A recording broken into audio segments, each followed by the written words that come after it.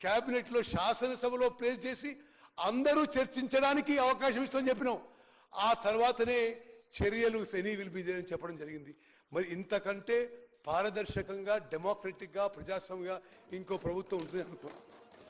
అధ్యక్ష, ఆ commission of enquiry కొన్ని మెయిన్ పాయింట్స్ నేను యాజ్ ఇట్ ఈజ్ అంటే నేనేమి ఇందులో ఒక్క వర్డ్ కూడా నాది కాదు, ఇది సుప్రీంకోర్టు జడ్జి లిఖితపూర్వకంగా ఇచ్చిన అభిప్రాయం. To enquire into the negligence, irregularities and lacuna in planning, designing and construction of Medigadda, Annaram and Sundilla barrages. Judge ఏమంటారంటే it is held that there is wrong planning and in some cases no planning in construction and completion of the 3 barrages in respect of preparation of estimates and granting administrative approvals and applying for and obtaining necessary permissions to approvals from the Central Water Commission. Speaker sir, మీ ద్వారా యావత్ తెలంగాణ రాష్ట్రానికి తెలియజేసుకున్నాం. మరి వాళ్ళకి ఎందుకు ఆతృతుందో లేకపోతే ఏం మాత్రం ఉందో కానీ సిడబ్ల్యూసికి డిపిఆర్ అప్రూవల్ కాకముందే టెండర్లు పిలిచి కాంట్రాక్టర్లకి మాట్లాడుకున్నారు, పనులు మొదలుపెట్టింది without any approval from contractor, any approval from CWC, the contracts are awarded. ఈ దేశంలో ఈ ప్రపంచంలో ఎక్కడ ఇట్లా జరిగి ఉండదు. అదేవిధంగా ది ఎక్స్పర్ట్ కమిటీ, వారే నియమించిన ఎక్స్పర్ట్ కమిటీ ఎవరి గురించి అయితే మాజీ ముఖ్యమంత్రి కేసీఆర్ గారు శాసనసభలో చాలా గొప్ప మేధావులని, నైపుణ్యం ఉన్న వాళ్ళని, అనుభవం వాళ్ళని నేను కమిటీ పెట్టి వాళ్ళ ఒపీనియన్ ప్రకారం పోతున్నాడు, ఆ కమిటీ కూడా మేడిగడ్డ దగ్గర బ్యారేజ్ కట్టొద్దు అని స్పష్టంగా ఇచ్చిండ్రు.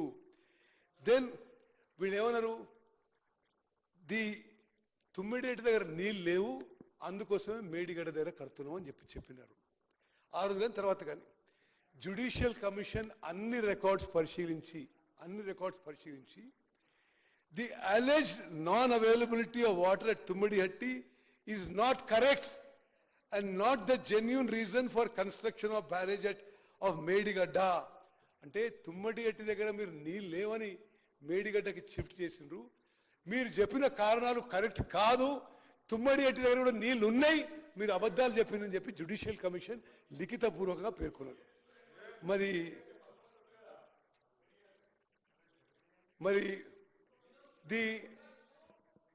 the decision of this is I am reading exactly the Judicial Commission report.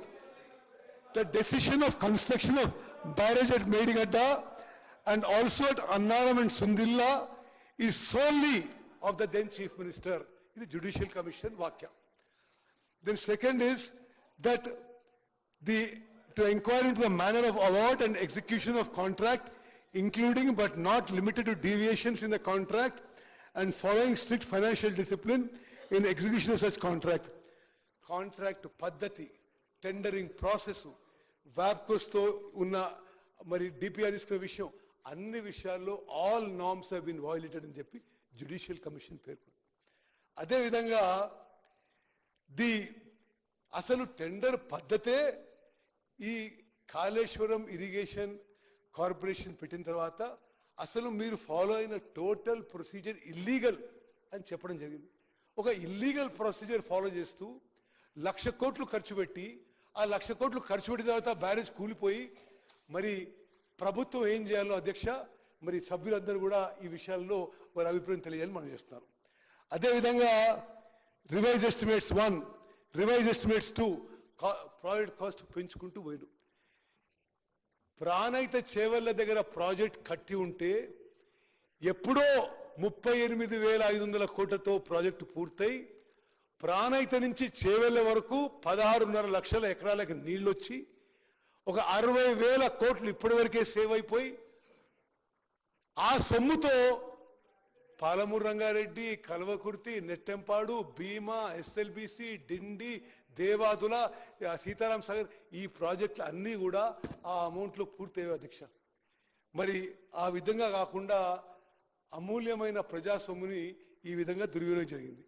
అదేవిధంగా to enquire into the negligence and లకూనా in operation and maintenance of 3 barrages by the agencies concerned and the department, thereby leading to major damage to the structure. ఇది Judicial Commission report lo there is absolutely no operation and maintenance of 3 barrages. There is no O&M manual even. అని ఇది supreme court judge గారు observe చేసిన విషయం. జరిగిన విషయం ఏంటంటే వీళ్ళు ఇనాగ్రేట్ చేయగానే ఆ తర్వాత ఆ బ్యారేజీల కింద నుంచి లీక్ మొదలైంది. అప్పటి నుంచే ఆ ఇంజనీర్లే మొత్తుకుంటున్నారు ఈ నీళ్లు తీసేసి రిపేర్ చేయాలని. వాళ్ళకి నీళ్లు తీసేసే స్వేచ్ఛ కూడా అప్పుడున్న అధికారంలో ఉన్న మరి అప్పుడున్న ముఖ్యమంత్రి గారు ఇరిగేషన్ మంత్రి గారు అలౌ చేయకుండా ఆ నీళ్లు అట్లనే స్టోరేజ్ పెట్టిండ్రు. ఆ రాంగ్ ప్రొసీజర్స్ తో ఆ బ్యారేజ్ కొలాప్స్ అయిపోయింది. దెన్ ఆల్సో ఇది judicial commission words. It is held that there are defects in designs, there are defects in drawings, defects in construction and defects in quality control. In fact, in the manner the construction work of these 3 barrages taken up and done, there appear to have no scope to check and ensure quality control. Ade vidhanga aneka procedural issues lo kuda judicial commission has pointed out. Mari project complete kaakamunde completion certificate ichesindru. అదే విధంగా project complete కాకముందే bank guarantee ఇచ్చేసారు. అదే విధంగా no justification for revise estimates, then no justification for extension of time. ఇవన్నిట్లో కూడా procedures మరి violate చేసి కాంట్రాక్టర్లకి మేలు చేసే విధంగా ఆనాటి ప్రభుత్వం ఆనాటి పెద్ద మనుషులు వివరించారని చెప్పి జ్యుడిషియల్ కమిషన్ రిపోర్ట్లో స్పష్టంగా పేర్కొన్నారు. అదేవిధంగా the commission shall fix responsibilities for the lapses identified during its inquiry into the above matters and financial implication on the lapses identified. So dantlo commission aanaduna mari political executive తో సహా అధికారులు అందరి పేర్లు పెట్టి ఎవరు దేనికి లయబుల్ అని చాలా స్పష్టంగా తెలియజేయడం జరిగింది. సో నేను అవన్నీ ఆ పేర్లు చదివి మీ సమయం వేస్ట్ చేయను. Report already is placed in the house. All the engineers and IAS officers and the political executive, all their names are there. In this Judicial Commission report, the then Chief Minister has been directly held accountable and responsible for the collapse of the Medigadda barrage. The then Irrigation Minister has also been held responsible for lapses, and the then Finance Minister also has been held responsible for the lapses. Mari Adhyaksha, Prabhutvamu ఈ విషయాన్ని ఇంత పారదర్శకంగా 660 పేజీల report మీ అందరికీ ముందు తీసుకొచ్చి ఈ శాసనసభ represent the house, represent the state, 4 కోట్ల ప్రజల యొక్క ప్రతిబింబం కాబట్టి ఈ సభలో ఆ రిపోర్ట్ ప్లేస్ చేసి వే ఫార్వర్డ్ నెక్స్ట్ స్టెప్ తీసుకోవాలని ప్రభుత్వం నిర్ణయించింది. అధ్యక్ష నేను కొన్ని ఫిగర్స్ చెప్తే మీరు ఆశ్చర్యపోతారు. ఇది మాటి మాటికి వాళ్ళు పదే పదే కాళేశ్వరం ప్రాజెక్టు వల్ల నీళ్ళు వచ్చినాయి, కాళేశ్వరం ప్రాజెక్టు నీళ్ళు వచ్చినాయి అని చెప్పి 10 ఏళ్ల పాటు ఒక అబద్ధము ప్రచారం చేసుకున్నారు. ఇది పచ్చి అబద్ధము. నేను మీకు ఫిగర్స్ చదువుతాను. These figures are from the records of government of India and government of Telangana including in your time. మరి అంటే మేడిగడ్డ బ్యారేజ్ నుంచి నీళ్లు లిఫ్ట్ చేసుకున్నప్పుడు ఎంత ఎకరేజ్, ఎంత ప్యాడీ ప్రొడక్షన్, కొలాప్స్ అయిన తర్వాత ఎంత అని.